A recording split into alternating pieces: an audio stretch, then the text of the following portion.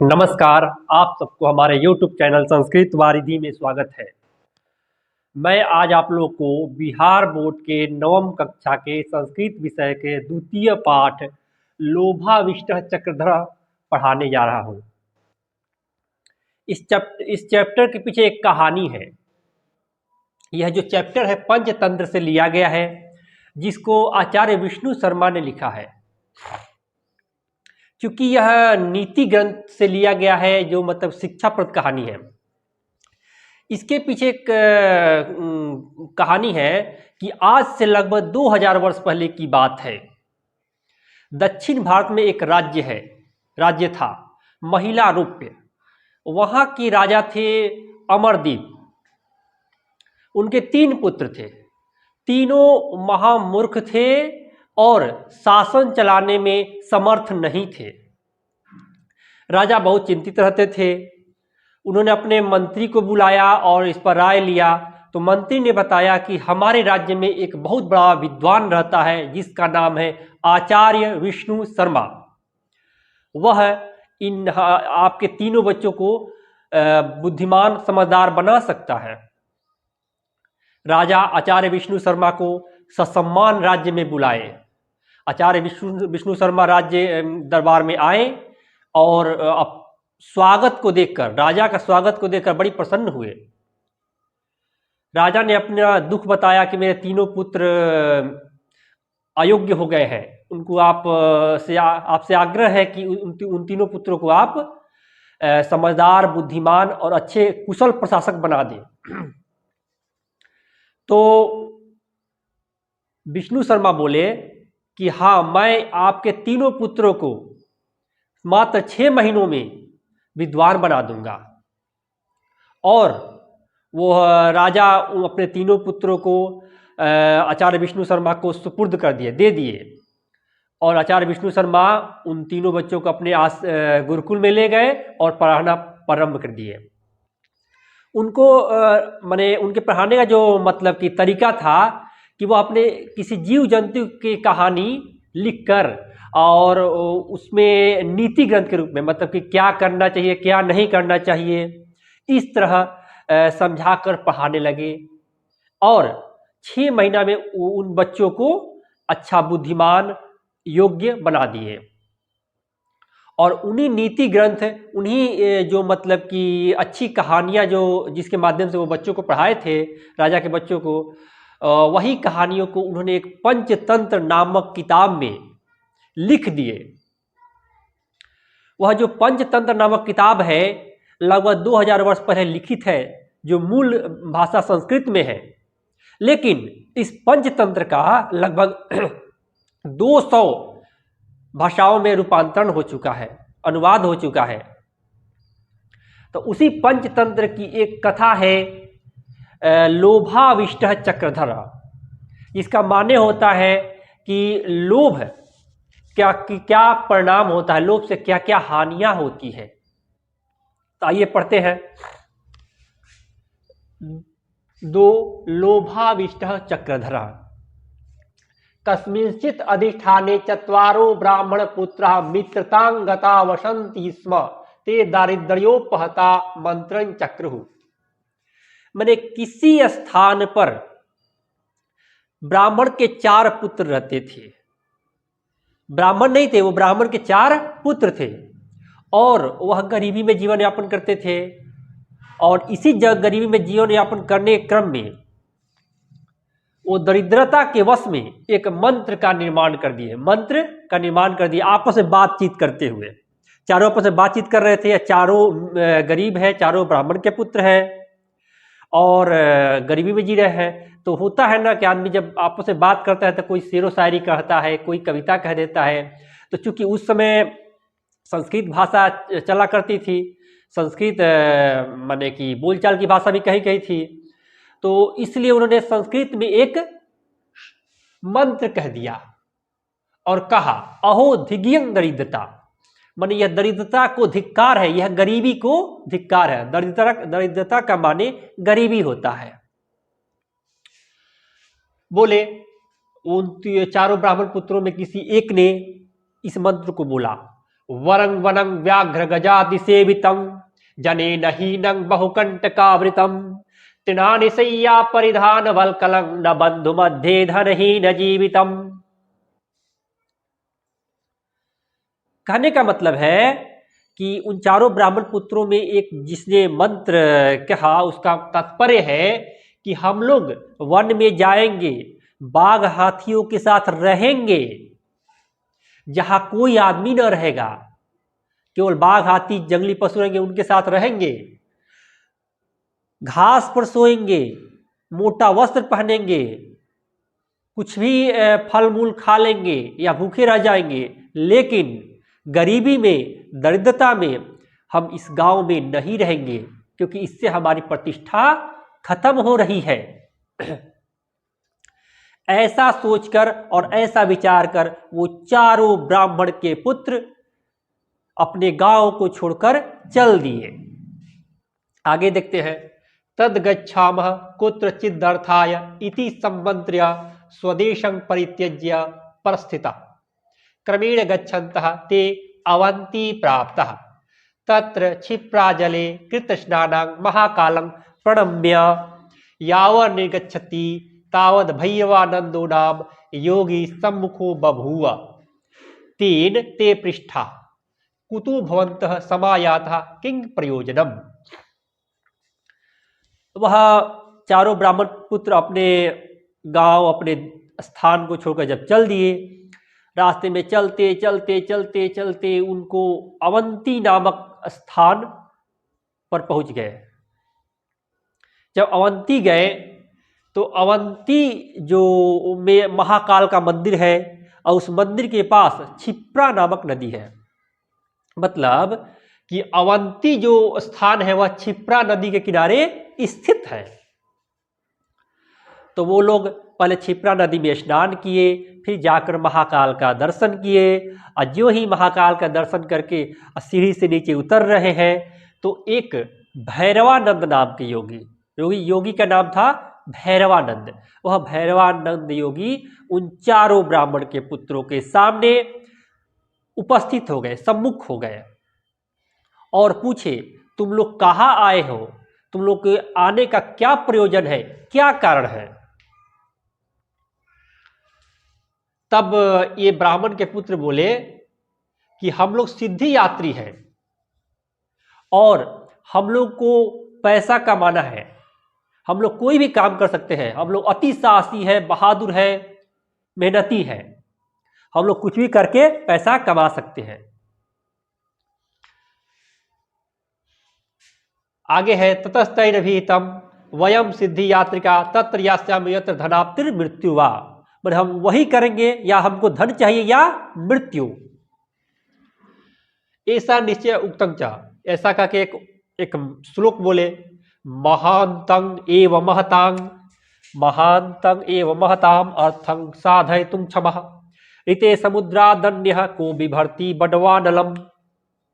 बोले कि महान से महान काम हम लोग कर सकते हैं, बड़ा से बड़ा काम हम लोग कर सकते हैं। जिस प्रकार समुद्र को बडवानल समुद्र को धारण करता है, समुद्र बडवानल को धारण करता है, उसी प्रकार हम लोग किसी भी कार्य को कर सकते हैं, हम में वो क्षमता है।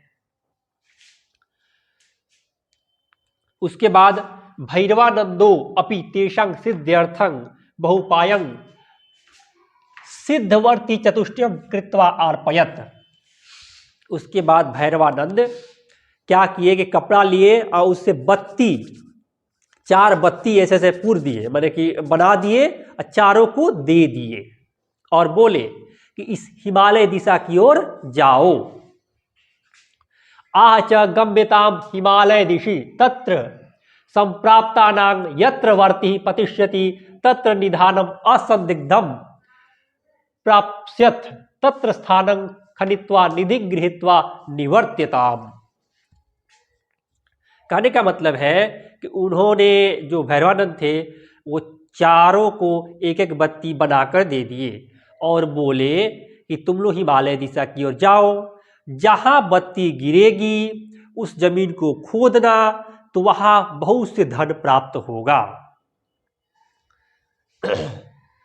तथानुष्ठिते तेषां गच्छतामेकतमस्य हस्तात् वर्ति निपपात। इसमें अब उसके बाद चारों ब्राह्मण के पुत्र हिमालय दिशा की ओर चल दिए, तो उन चारों में से किसी एक के हाथ से बत्ती गिर गई। अथा असौ यावन्तं प्रदेशं खनति तावत् ताम्रमयी भूमि ततस्तेनाभिहितम् अहो गृह्यताम स्वेच्छया ताम्रम अन्ये प्रोचु वो मूढ़ा। मतलब चारों में से किसी एक के हाथ से बत्ती जब गिरी तो वह जमीन को खोदने लगा। खोदने के बाद उसको तांबा मिला। तांबा मिलने के बाद वह बोला कि सब लोग जितना हो सके तांबा निकाल कर चलो। तो उन बाकी तीन बोले कि अरे मूर्ख, ऐसे करके बोले। क्या बोलते हैं देखते हैं हम लोग। कि मनेन क्रियते यत प्रभूतम अपि दारिद्र्यं न नाशयति तदुतिष्ठ अग्रतो गच्छामः। सो अब्रवीत यान्तु भवन्तः नाहम अग्रे यास्यामि एवं विधाय ताम्रं यथेच्छया गृहीत्वा प्रथमो निवृतः।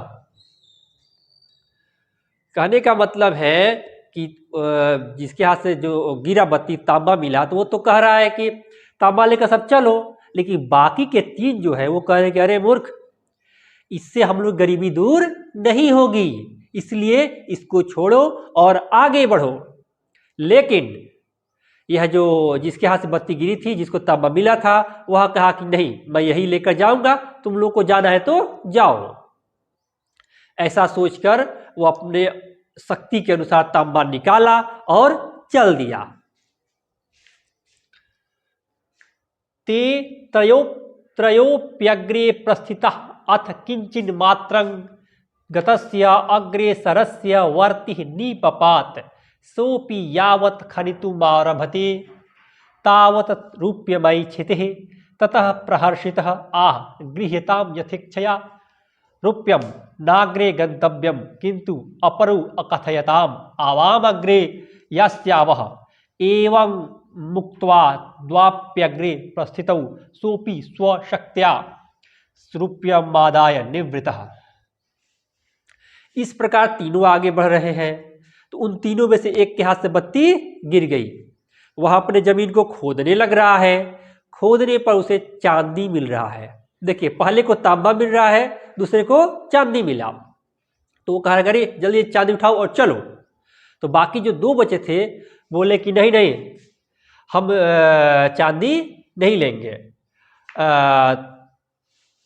तो जिसको चांदी मिली थी वो कहा ठीक है मैं लेकर जाता हूँ। और बाकी वो अपना चांदी उठा करके चला गया और दो जो थे वह आगे बढ़ने लगे। अथ तयोरपि गच्छतो रेकस्याग्रे वर्ति पपात। फिर उन दोनों में से दो आगे बढ़ने लगे, दोनों में से किसी एक के हाथ से बत्ती गिर गई। सोपी प्रहिष्टो यावत खंति तावत स्वर्णम भूमि दृष्ट्वा प्राह। तो वह बड़ा खुश हुआ, खुश होकर हंसते हुए मैंने प्रसन्न होकर कहा, मैंने जब पहले तो बत्ती गिरी वह खोदा तो उसको सोना मिला तो वह बड़ी खुश हुआ और खुश होकर कहा कि सोना से अच्छा कोई धातु नहीं होता है, इसलिए जल्दी से जितना हो सके सोना निकाला जाए और यहाँ से चल दिया जाए, क्योंकि आगे जो जगह है वह बीहड़ है, जंगल है। भो गृह्यताम यथेच्छया स्वर्णम स्वर्णादन्यनं किंचिद उत्तमं भविष्यति। अन्यस्तु प्राह भो मूढ़ न किंचित वेत्सि प्राक् ताम्रम ततो रूप्यम ततः सुवर्णम तन्नूनम अतः परम रत्नानि भविष्यन्ति। कहने का मतलब है कि जब जिसको सोना मिला तो कुछ होगा कहा कि जो सोना लेकर चला जाए, तो जो एक बचता वह कहा कि नहीं नहीं, पहले चांदी मिला, दूसरे को पहले तांबा मिला, दूसरे को चांदी मिला और तुमको मैंने तीसरे को सोना मिला, तो इसके बाद अवश्य ही रत्न मिलेगा, इसलिए मैं आगे जाऊंगा, तुम अपना जाना है तो तुम जाओ। तो ऐसा देखकर और जो जिसको सोना मिला था वो अपना सोना अपने यथेच्छा रूप से अपनी इच्छा अनुसार उठाया और चल दिया। लास्ट में एक बचा, वह अकेले ही हिमालय दिशा की ओर चलते गया। अनंतरं सोपी गच्छने काकी ग्रीष्म संतप्त तनु पिपासा कुलितः मार्गच्युतः इतश्चेतश्च बभ्राम। देखिए 4 मित्र थे, चारों में 3 को कुछ कुछ तो मिल गया, एक को तांबा, दूसरे को चांदी, तीसरे को सोना मिल गया और तीनों चले गए, बच गए एक। तो देखिए प्रायः कहा जाता है कि कहीं अनोन जगह पर, अनजान जगह पर, एकांत स्थान पर अकेले नहीं जाना चाहिए। एक तो हिमालय जैसा बीहड़ जंगल, वह इतनी बड़ी गलती किया कि वह अकेले ही लोभ के कारण चल दिया कि उसको रत्न मिलेगा। उसी जंगल पहाड़ की ओर चलता गया और उसे प्यास लग गई, धूप भी बहुत तेज था, उसको गर्मी से उसको पसीना हो रहा था, उसको प्यास भी लग गई और वह रास्ता भटक गया। इसी क्रम में वह एक जगह देखता है कि एक व्यक्ति बैठा हुआ है और उसके सिर पर चक्र नाच रहा है और गर्दन से खून गिर रहा है। तो वह पूछ रहा है कि तुम कौन हो, तुम्हारे सिर पर चक्र क्यों नाच रहा है, मुझे प्यास लगी है, मुझे पानी दो, पानी की व्यवस्था करो, बताओ पानी कहाँ है। देखिए अगर कहीं हम अकेले जाते हैं, अनजान जगह पर जाते हैं, तो किसी व्यक्ति को देखकर टोकना नहीं चाहिए। एक तो वो टोक दिया, एक गलती किया, और दूसरे कि वो अकेले था, लोभ के कारण अकेले ही चल दिया। उसको चाहिए था कि अपने मित्र के साथ ही लौट जाए। टोकने के बाद क्या हुआ कि जो उसका चक्र था, जो सिर पर नाच रहा था, खून गिर रहा था, वह चक्र इस ब्राह्मण के पुत्र के सिर पर आ गया और इसे पीड़ा होने लगी, इसका खून बहने लगा। तो कहा कि अरे ये तो तुम्हारा चक्र मुझ पे आ गया, ये कैसे उतरेगा। बहुत दिक्कत हुआ उसको। तो बोला, वह जो पहले से चक्र जिसके सिर पर नाच रहा था, वह बोला कि तुम्हारे जैसे अगर कोई सिद्ध बत्ती लेकर आएगा और तुमको टोकेगा, तब तुम्हारा ये चक्र उस पर चला जाएगा। कहने का मतलब है कि अति लोभो न कर्तव्यो लोभं नैव परित्यजेत अति लोभाभिभूतस्य चक्रं भ्रमति मस्तके। माने अति लोभ नहीं करना चाहिए, माने अधिक लोभ नहीं करना चाहिए और लोभ का त्याग भी नहीं करना चाहिए। ज्यादा लोभ नहीं करना चाहिए, लोभ का त्याग भी नहीं करना चाहिए, क्योंकि अति लोभ के कारण ही उस ब्राह्मण के पुत्र के सिर पर चक्र नाचने लगा। उसको चाहिए था कि उसी समय जब वो उसको सोना मिला तो लेकर चल देना चाहिए था। वो बहुत अत्यधिक लोभ किया, इसलिए उसके सिर पर चक्र नाचने लगा। ठीक है, तो इसको आप लोग बढ़िया से पढ़ेंगे, समझेंगे और इसका मतलब कि इस पर मनन करेंगे। ठीक है, धन्यवाद।